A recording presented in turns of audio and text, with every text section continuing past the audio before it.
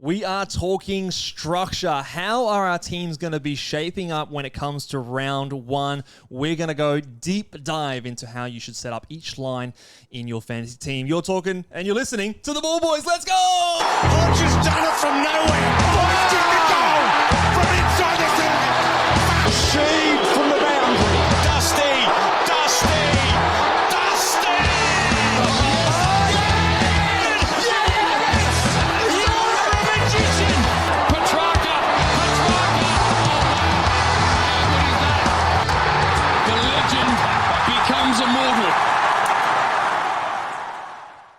G'day and welcome again to the Ball Boys AFL Fantasy Podcast. I'm your host, Mitch Casey, and you can find me on Twitter at Ball Boys Fantasy. And alongside me, as he is with most podcasts these days, Luke Rogerson, mate. How are you? I'm good to be talking to the Ball Boys. Yeah, shut up. I stuffed up that intro. Butchered and it. We weren't going to re-record it. We're going to go again. One take. Push forward. One take. One take, even if it's dog shit. Yeah, nah, we're not doing any editing on this podcast. we just get in, we say I'm sure they couldn't tell. I'm go. sure everyone thinks this goes so smoothly all the time. There's never any issues. So. Never any issues. Talking about never any issues. Yes. If you are having issues with your AFL draft, which we often do because I just feel, between you and me, the platform doesn't offer enough features, the traditional platform. What you need to do is get over to Keeper Fantasy. We're excited to announce the launch of Keeper Fantasy and all the little tools and treats that they have for us. Lots of treats, lots of features. So if you are a fantasy draft player, or if you want to get involved in draft and you haven't before, Keeper is the perfect place for you guys to start that up. So head to Keeper and sign up for either your redraft leagues. They do, as the name suggests, they have Keeper leagues. They have Dynasty leagues. You can run category leagues, Luke, which I'm a big fan of. You can talk about that. Lots of other features, fab budgets, lots of things. Anything you can basically think of, Keeper has it over there. So would highly, highly recommend if you are keen on doing AFL Fantasy Draft. And you should, because it's a very fun way to play fantasy. Classic is great. We talk a lot about Classic. But draft is just that. Mano and mano. Well, just bragging rights over your mates. And it's definitely a fun way to play fantasy sports. if you're anything like me and your classic team's going to shit halfway through the season, Always at least rely on draft. head over to Keeper Fantasy and you got your stuff sorted. So I reckon we'll be putting links in the description and all the good things. But get over there and check out Keeper Fantasy. For sure. What are we talking about today, Luke? We're talking about structure. Now, structure, I think, is one of the more important, but maybe under spoken about concepts, strategy elements in our starting squads. Because a good structure, I almost could say, is more important than nailing all of your starting picks. You can start a fairly vanilla team or a team that even has a few mistakes, like Cam McKenzie in your side. And if you have the structure right, the bones there, you can make good early trades and get your season off to a flyer because, as you like to say, it's all about pivotability. Yeah, I think the two things are linked, and we'll talk about pivotability in isolation later on. But having structure gives you the ability to pivot, and like you say, you can kind of do a bit of patchwork on the way through these first few rounds to make sure that you still get off to a flyer. So talk to me about some popular structures, and I've told you this before, but I always find it interesting, and I understand why. But as fantasy coaches, as content creators, we love to label things and package things in with a name. Give it a name. If we can give it an acronym, even better. Yeah. So mid-price madness versus guns and rookies. Yeah. It seems black and white. You do one or you do the other. You can't do both. There's nothing in between. What?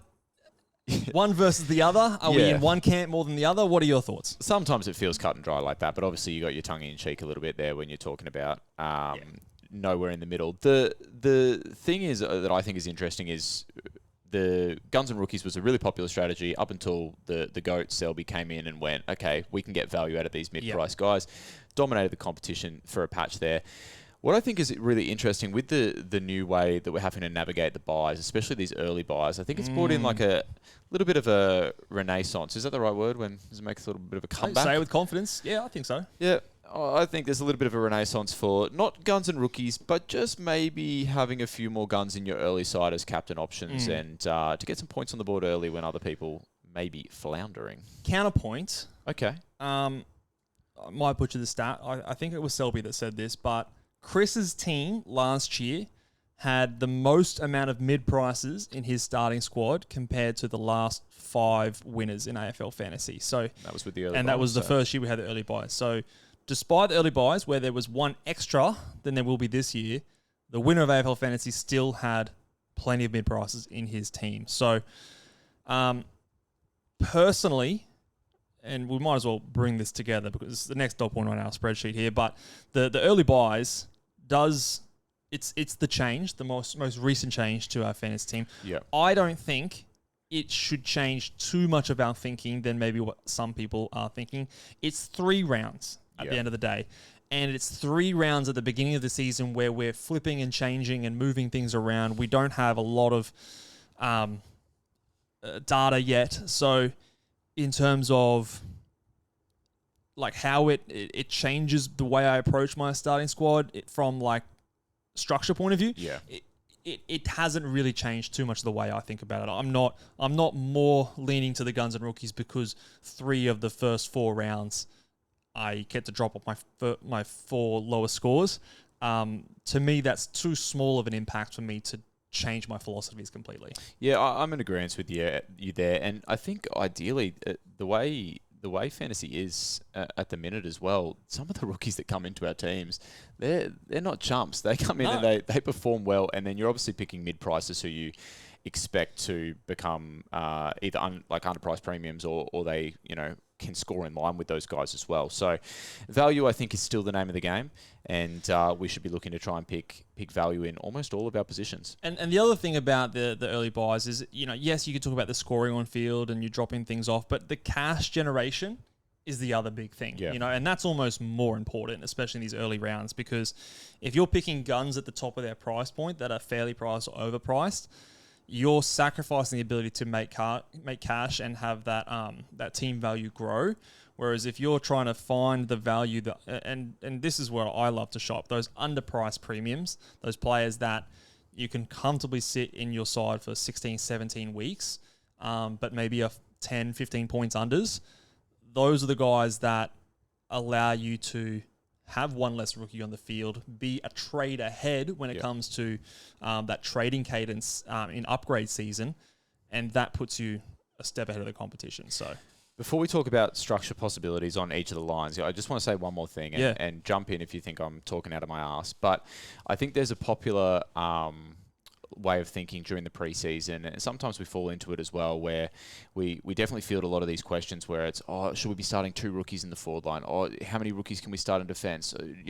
How many mid-prices can we start in the midfield? The answer, and it might sound like a little bit of a cop-out, is we don't know until we've seen all the preseason games, because the old adage, and this is definitely something that we didn't invent, is rookies dictate your structure. So we need all the I've heard that before somewhere. We need all the best rookies. Like, we want all the best rookies, the rookies that have good job security, high scoring potential. So we get them all in, and then we go, okay, well, turns out there's 3 great rookies in defence that are going to play for their teams and are going to score well. Awesome. Let's build our team based on that. Or there's not as many in the midfield this year, so you build your team. So if we don't give you like a hard and fast answer to that question, that's the reason. Well, I think there's also it's hard to know the answer because there's been teams that have been successful in different ways. Like, I know DT Lemon, he often starts maybe an extra rookie to some of the other people out there. I know Selby was very much the mindset of limit the amount of rookies on field as much as possible. So both, lots of more than average rookies and fewer than average rookies have been successful. Last year I started, I think, with 5 rookies, and after round 1, I brought an extra rookie onto field in Ollie Dempsey because I thought, the cash was too good to miss out on. So the other thing is like being flexible with your structure in terms of just because you're bringing on a rookie onto your field doesn't mean you're taking a step backwards if they've got the goods. You know what I mean? And that's what we're going to talk about later with pivotability in terms of having that ability to shape and shift. And I think those mid-price players just allow you, more so from a psychological standpoint, to be that flexible, because it's very hard to up to like 1 or 2 games go, I'm gonna trade out Andrew Brayshaw, or I don't like what I'm seeing from Bont, after 2 games, because these are guns, like they're gonna do their thing.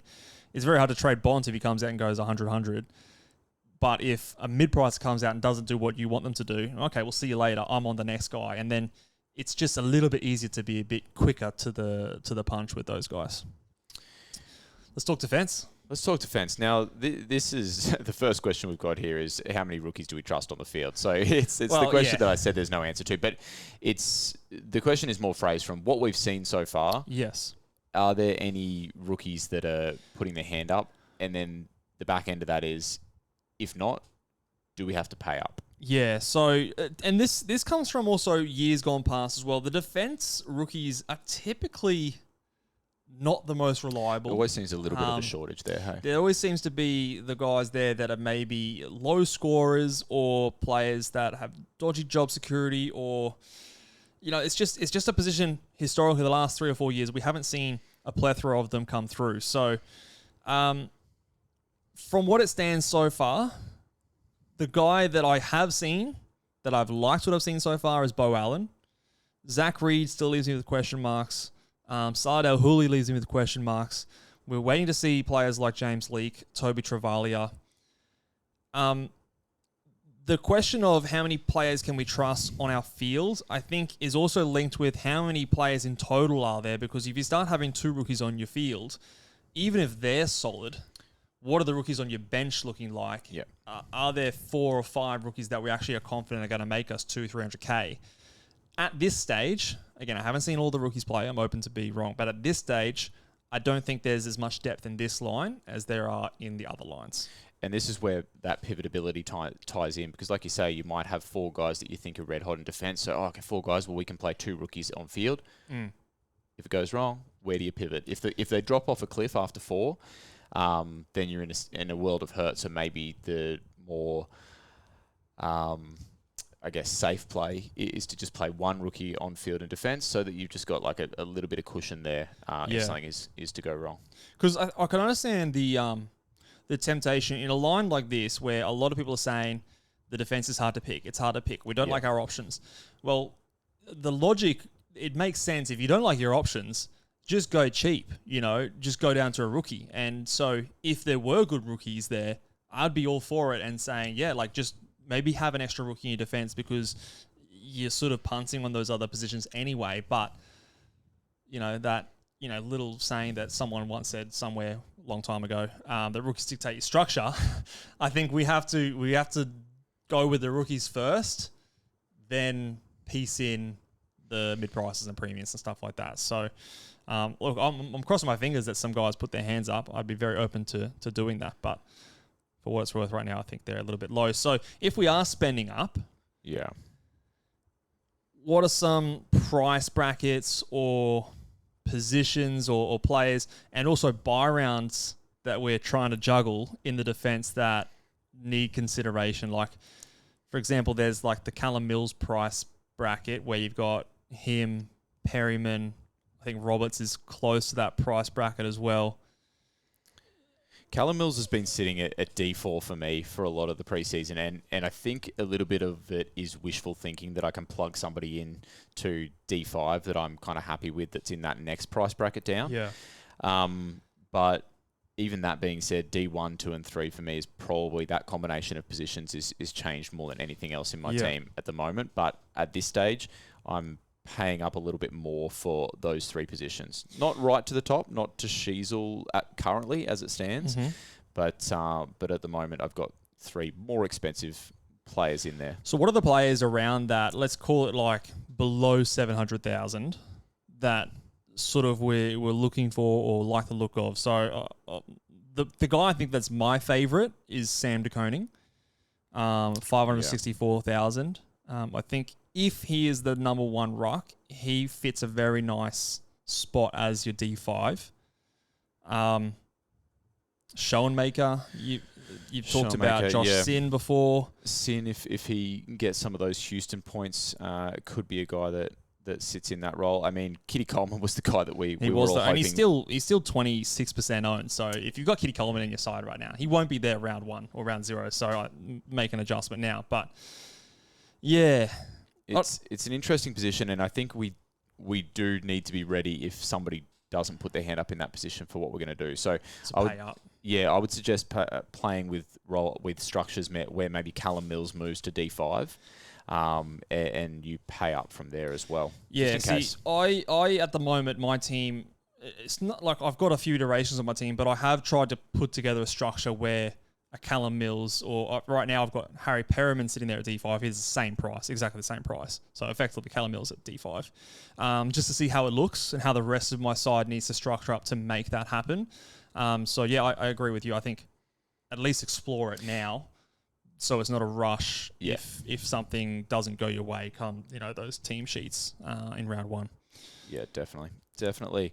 Well, I mean, some structure in the midfield. The midfield is just, we could talk probably for hours just about the midfield because of the way that we could shape up and like the variety of ways that I think we could shape up. There's players that are expensive that people like the look of, and then there's a host of what we would consider underpriced premiums, and then it's a mid-price bonanza. It is. It does seem that which way you look at it. So I've heard both structures argued. Some people I've heard talk about paying up for your midfielders. The best 18 argument, getting your guns. The fact that the midfield, even at the top end, are cheaper. Like we've got no midfielder that's averaged more than 110. Yeah. Which is unique to this year. Usually there's 115 guy, there's 117 Bont last year, Roulaire the year before, all those kind of guys. They're not here this year. So even the top price guys are kind of undervalued. And then there's also the argument where there just seems to be so many of these mid prices that on the surface look good. Hollands, Peatling, Will Day, Chera, Doherty, Clayton Oliver. You got a little bit more expensive. You got Petrarca, Rosie, Tim Taranto. Bloody Dylan Shield put his hand up before. Yeah. Nathan O'Driscoll. Then you've also got this rookie crop. Yeah. Which is one of the better midfield rookie crops we've had in a long time. It really is a question of how do you fit all these in? Where do you lean in terms of which are you trying to fit in more value mid prices? Are you happy running with the 3 rookies? Have you tried 2? What's your thoughts so far? This for me is the perfect question of pivotability. Yeah. So let's say you went balls to the wall and you picked all those mid prices, and your most expensive midfielder was, I don't know. Let's call him. It's not going to be a Clayton Oliver. Let's call it a Connor Rosie or something like that. Tim Taranto. Those 900,000 kind of guys, below $1 million. Let's say you have a couple of those mid prices fail. It's very hard to go all the way up. Yeah. From there. So that leaves me a little nervous that, let's say, I get a couple of those mid prices failed. I'd have to bring one all the way down to a rookie to get enough cash to get up to a Taranto or to a Brayshaw or someone like this. So by that logic, is it worth making sure that you've at least got a couple of these kind of expensive midfielders there that you can pivot down if required? I almost think the other way. I think that because of the confidence, and this might be proven wrong in 2 weeks when we see them in practice matches, but because of the perceived confidence we have in the rookies in the midfield, your Jagger Smiths, your Levi Ashcrofts, your Harvey Langford, Xavier Lindsay, so you're Lawler, saying leave them out and then potentially go down to them if required. Yeah, because then you go, okay, I've got options below that I like. I have options above that I like. Okay. So I have flexibility in either direction. So if, for example, a Hollands falls flat or a Peatling falls flat, it is a pretty easy thing to go, all right, Peatling down, Oliver up. And you can probably get Hollands to, someone like a Brayshaw or something like that. How many good rookies would you be willing to I still want the best ones. Let me put it this way. I still want the best ones. I was going to say how many, but I don't want to make this a give me a number kind of Well, chat. I think you want at least 4 really good midfield rookies. At least 2 on your field and at least 2 on your bench that you've paid up for. Okay. And by doing that, you're not sacrificing the ones that are going to fly up in cash, but you may sacrifice some of the ones that earn money, but maybe aren't last year, for example, even someone like a Riley Sanders, he was a good cash maker, but he wasn't gangbusters. Yeah, I know what you mean. So if it comes down to, can you pick them right or things like that, you're obviously limiting yourself by reducing the number. But I always find it easier to go down from a mid-pricer to a rookie than to, if I've missed a mid-pricer, well, how do I get there? Am I going a premium down? Am I going a rookie up? Like, that to me is a harder hurdle to get over. And there just is quite a few that I do like at several different price points. Like, I think there's probably like 4 price points, right? There's the guys that are just over $1 million. The 2 players that I like the most are Andrew Brayshaw, Jordan Dawson. Yeah. Which are like 105 type guys that I think can go 110 plus. There's the guys price under 100 that I think can go 105 plus. Connor Rosie, Tim Taranto, Petrarca might be in that mix as well. Then you've got the below 800,000 Oliver, Will Day, Chera, Doherty.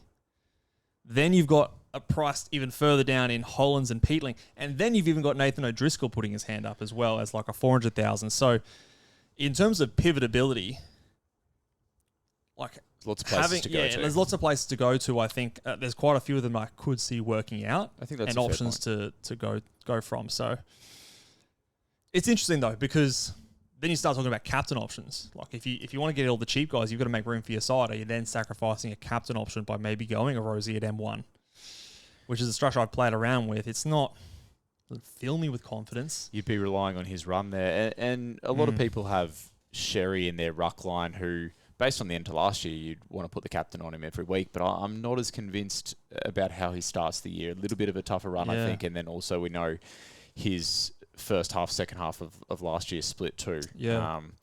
You see my stats Seems about interesting. Sherry? Against his first 9 opponents last year, he averaged 100 and just over 102. I mean, it's reflective of his first half of the year. I know all 9 of those teams. That really includes in the first half of the year. two games where he versed Tim English and went 120 plus both games. Yeah, okay. Yeah. So there's some low ones in there. Yeah, I think his lowest game was against Jared Witts in the Suns, where he did score like a 50. So that does drag his average down a fair bit. But I just thought that was interesting, and I contrasted that with my boy Tim English. Oh, of course you did. Who went 109. You've talked him up so much, you're going to have to pick him. We'll see. He's definitely within calculations for me. Anything else on the midfielder you want to touch on? Do you think that our utility is going to be like a mid-bench, or there's also a few forwards that maybe be putting their hands up as well? So, yeah, currently if we have a playing R3, I might also go with a playing utility, and that could be a midfielder, especially like you say, if you pick quite a few mid prices there and you feel like you don't want to miss out on some of those highly touted midfield rookies. There's every chance that I could go 30 green dots off the top and make that position. Yeah, who knows? I might even go that way as well. I might be converted. Let's talk about the rucks. Now, our R2 for a lot of people, but for me, all rucks, R1, R2, are very much up in the air. Although it feels like we've maybe only got 4 or 5 options to choose from now. Yeah, it's gone from a plethora to just nothing, hasn't it?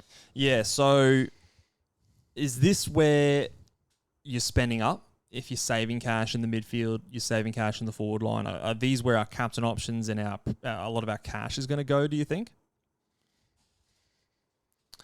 I think it could, but like I said, I'm not as big on Sherry to start the year as a out and out captain option. He's currently sitting at R1 for me, and Tom De Koning's sitting at R2. And whether that's wishful thinking or just hopeful that Pitnet's not there, perhaps. But I don't want to confront that problem of where do I go with R2 if it's not De Koning. And I'm kicking that can down the road, unfortunately. Let me ask you this question when it comes to Tristan Sherry. I want to go through some of his matchups in the first sort of 6 or 7 rounds. And whether or not you'd be comfortable whacking a straight C on him and expecting a 110 plus. Yep. Because that's what we want when we're paying up for a 114 priced at player. The first game is easy. Tim English. I'd be very comfortable going, he's a C. Don't care. I'm pretty confident he's going to give me 110 plus. Yeah. Round 2 against Melbourne against Max Gawn. You're less so. Especially when we noted that stat that what increased for Sherry wasn't his tackles over possessions and marks. It was possessions and marks, and Max Gawn is elite in the air. Yeah, so I haven't done my big boys yet, but I'm not convinced he's a top 5 option on the big boys in that round. Just total gut feel and not assessing the other options. But that's not what you want from 110 price that figure. Adelaide. Riley O'Brien. I think it's a bit better. Yeah. You can cuddle each other all day, but again, it's... Yeah, I think he's going to beat Riley O'Brien around the ground comfortably. But so let's say that's 2 out of the first 3. Yep. All right, Sydney.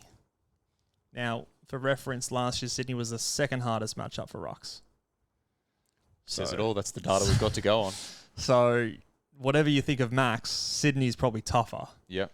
So I'd put a line through that. Gold Coast. Jared Witts. That's where he scored his 57, I think it was. Yeah. Now...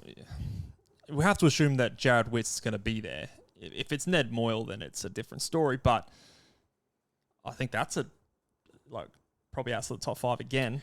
I mean, so there's 3 out of the first 5 where you're going, I'd rather him be a VC than a C. There's question marks. I guess that's what you're trying to get across. And so, let's say I take him out and I put Tim English there, as you want me to do.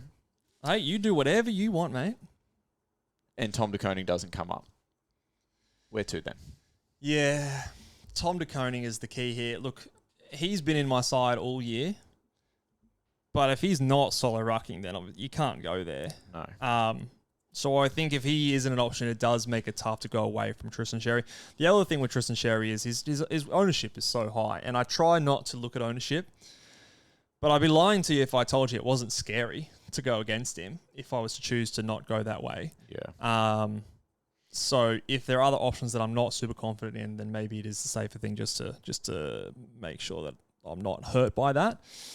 But yeah, I think de Koning is the key to maybe that other one. I know a lot of people may be considering English as R2, but I almost think that English at R1 feels a little better. Like if Tom de Koning if he's solo rucking in round 1, I'm prepared to take that leap. And if Mark Pitner comes in a few rounds, I'll deal with that then, because the other options I don't see a whole lot of value. I want to at least lock away some value when I can for as long as I can. The one structure thing I will say about the rucks that I'm just personally very against is 2 value rucks. And we've talked about it a couple of times, but that's purely from that pivot perspective, and the ruck is just naturally the position where we have less people to choose from. Yep. And so you've got less places to pivot. So that would be my word of caution for structure. We'll spend just a tiny bit on this, but what are your thoughts on people doing a Liam Reedy or a Harry Boyd? Say they're both named in round 1. For this hypothetical, Harry Boyd is named with Rowan Marshall. Yep. We get confirmation that Sean Darcy's out till round 5 and Liam Reedy is named with Luke Jackson round 1. They're both there.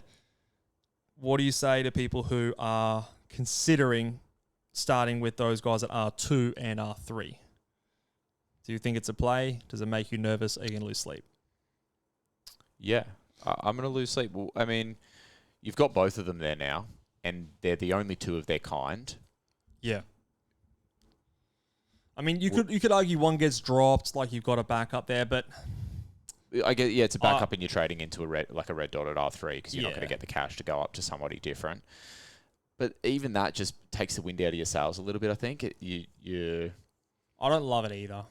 Yeah, especially if Liam Reedy was poised to take the reins at Fremantle and Sean Darcy didn't exist, and we were confident that Harry Boyd was never going to see the likes of Rowan Marshall in his centre circle again, then you could have 2 guys that could be the best price increases of the season sitting there. But the fact that you're picking it with an expiry date of Liam Reedy, who is... he'll make you some cash and then he just kind of stalls. I guess you could trade him down to a red dot. I think the idea would be to trade him down to a red dot at that point, cash or in. trade him up if you've got both these guys.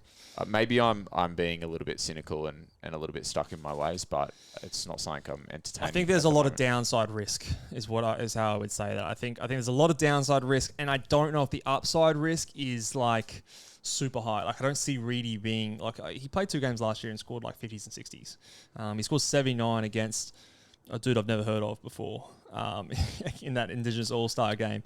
So I just don't think I can rely on the pedigree that is Liam Reedy and Harry Boyd. His standing with Marshall in and out of the side, touch and go is a bit sketchy for me as well. So I'm probably not there on those guys either. So let's talk about the forwards. Last line here. Now, the forward line, early days, we had the big four.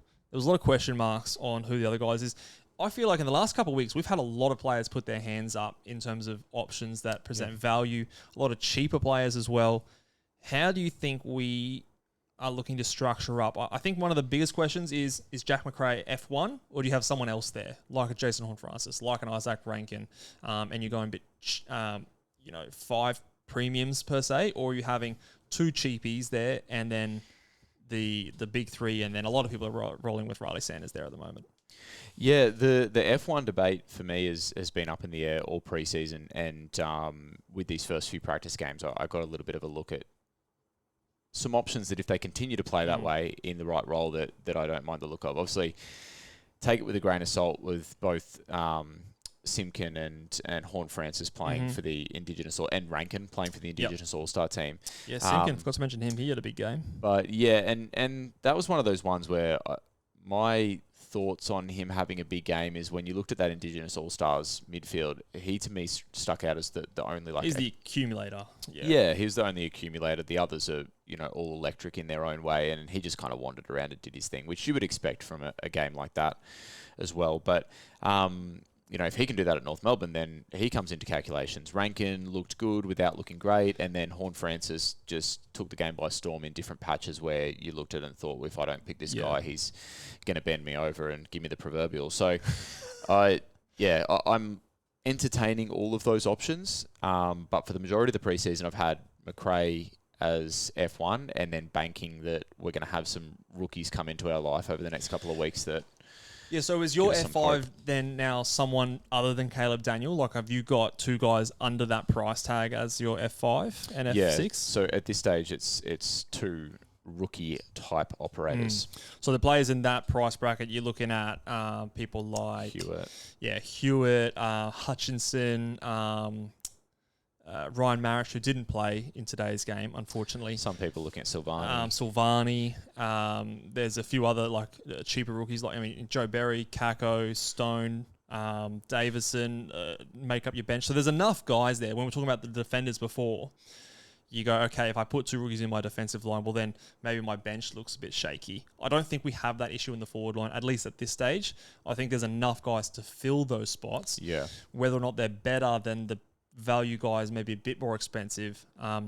I personally, and maybe this is just my skepticism on some of the cheaper guys, and I could be proven wrong here, but I have been hesitant to go down that path. I think I'm more looking at the value F1s in like a Rankin, even a Horne-Francis, or even Jack Graham has been weighing on my mind a lot. Like if he can be a guy priced at like 60 something and go mid 80s, I think that's a really good pick. As a guy that I can just hold, whereas I feel like that F5, F6 could turn into a bit of a rookie roulette carousel kind of situation. Make it a bit hard to pick who's the guy each week.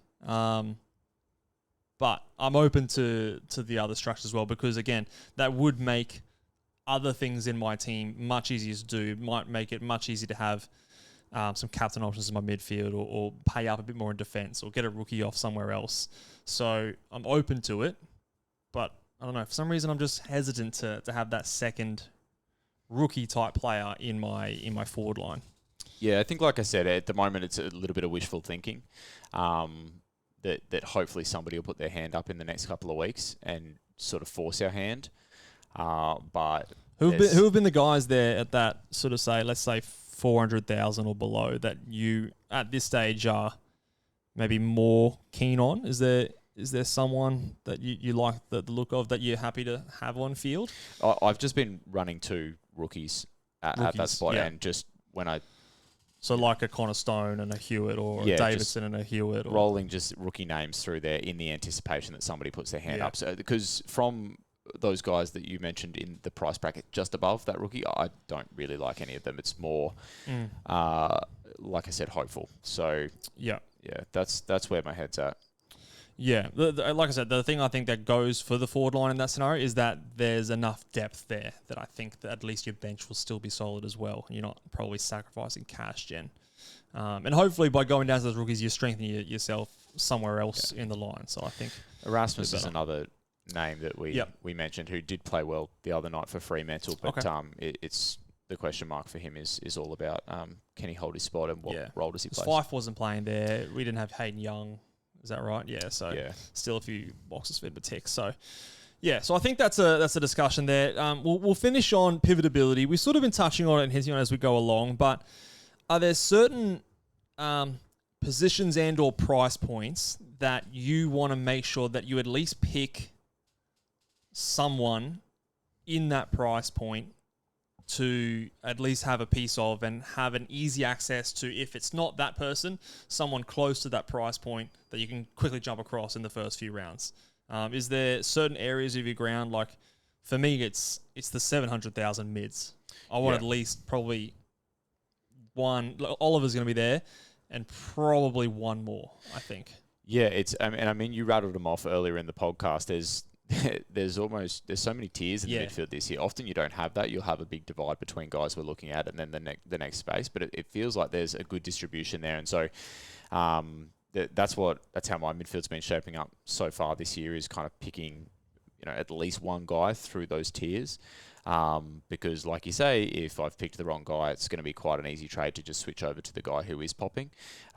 If you kind of well out of the tier, then you have to make that decision that you mentioned. Is it, do I try and find the cash to get somebody right up to them, or do I have to drop a premium that I don't want to cut out of my team as well? So, and for me, most of the preseason has been kind of an even distribution of guys in those midfield price brackets. Mm-hmm. Like how many is too many at that price bracket? Like, because I have heard, again, the great man, I'll always listen when he says something, but Selby reckons that if he's confident on all of them, he's happy to go all of them. Which I've always hesitated to do that, because I sort of maybe don't back myself to go, all of these guys are going to hit. I'm almost hedging my bets to say, I think at least some of them are going to hit, but I don't back that all of them are going to go off simultaneously. Do you think that there's a number that's too many? Would scare me to have Oliver, Day, Shield. Maybe that's more Day and Shield have the same buy, so it just kind of adds a... But like Chera and Doherty. Yeah, if you had 5, I think you might be pushing it. Yeah. I'm not as confident as those last two either. Yeah, I'm losing steam on the Carlton boys. 3 starts to feel to me, and I mean 3 in that exact price bracket. Yeah. Because I don't see a problem with going Oliver, Will Day, and then Peatling, O'Driscoll, because you kind of distributing that. Do you know what I mean? You're dropping down a price bracket with Peatling and O'Driscoll. What about the 2 600 guys in Hollands and Peatling? They seem to be popular players. Can you have both of those guys, or do you feel like you have to choose? No, I think you can have both of those guys. I think so too. Because, like you mentioned before, there's rookies and guys like, let's say, O'Driscoll is... I feel like O'Driscoll... This might be an early call, but I feel like O'Driscoll's going to be playing at Fremantle this season. Yeah. Is he going to be getting CBAs? Maybe not. But I think he's going to be one of their wingers. Yeah. So you have got... I mean, the reason for saying that is you have guys from Peatling and Hollands to go down to, potentially O'Driscoll. Someone else will throw their hand up, and then rookies as well. Because these guys in that price tag, when you're starting getting below that 700,000, it's almost that they function the same as a cash cow. Like, they are there to make cash first. Yep. And then score solid second. Because at least the other guys, you can confidently hold them till after their buys. Like, they're underpriced premiums in my book. So, whereas Hollands, Peatling, like, if they score 90, it's a win because of price or cash generation. But a 90 in the midfield is not going to get it done. Whereas, like, your 700 guys, you're hoping they're like 95, 100, which is just that little bit closer to their premiums, and you're sort of happy to hold those guys. So, I guess you got to ask yourself, do you expect Hollands and Peatling to generate as much cash as the rookies? I think there is a world where that is possible and doable, and if that's the case and they're smash picks, Same with Nathan O'Driscoll. So I think you've got to compare and contrast those guys from a cash generation point of view. So yeah, it's very interesting. I think the midfield is where a lot of teams are going to diverge in terms of where we're going to be unique. Maybe our forward lines look a bit similar. Maybe the rucks also probably look a bit similar. But forward line defense, I think that's where a lot of our own flavor is going to come into it. My head's hurting, mate. This is your domain, the intense strategy. The structure. This is where you need to get the lemon back on, because I can't keep up with you. Yeah, well, the lemon loves structure, and so do we. Well, I do anyway. So if you have any comments, questions, drop them down in the YouTube chat below, guys. Make sure you get your questions in. And if you want to get your question answered by us on camera, on video, head to patreon.com/the Ball Boys to get access to our exclusive Q&A podcast. And you've only got a few weeks left to get into our cash league, where you have a chance at winning some money off us. And also, if you beat me in the rankings this year, you'll get half your Patreon money back as well, guys. But you have to sign up before round 1 starts. So if you haven't done that already, go and do that now. Get your chance to win some money from us. And yeah, we'll see you guys on the next podcast. Until then, laters. Bye.